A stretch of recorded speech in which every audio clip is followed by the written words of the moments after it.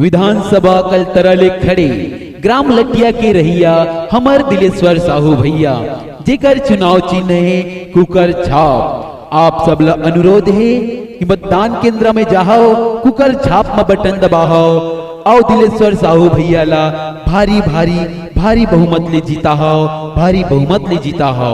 Cooker छाप जिंदाबाद जिंदाबाद, कुकर छाप जिंदाबाद जिंदाबाद, कुकर छाप जिंदाबाद जिंदाबाद, एनडीपीएफ जन मोर्चा जिंदाबाद जिंदाबाद, एनडीपीएफ जन मोर्चा जिंदाबाद जिंदाबाद, राष्ट्रीय अध्यक्ष रामदेव गुप्ता जिंदाबाद जिंदाबाद, राष्ट्रीय अध्यक्ष रामदेव गुप्ता जिंदाबाद जिंदाबाद।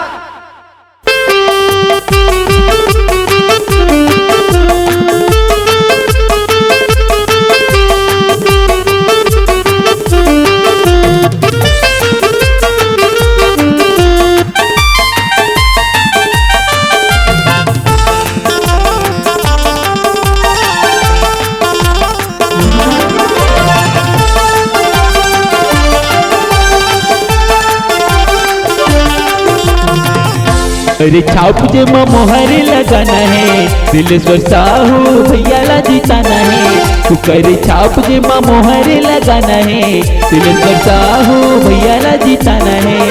दिलेश्वर भैया ला, दिलेश्वर भैया ला, दिलेश्वर भैया ला जीता दे हवा।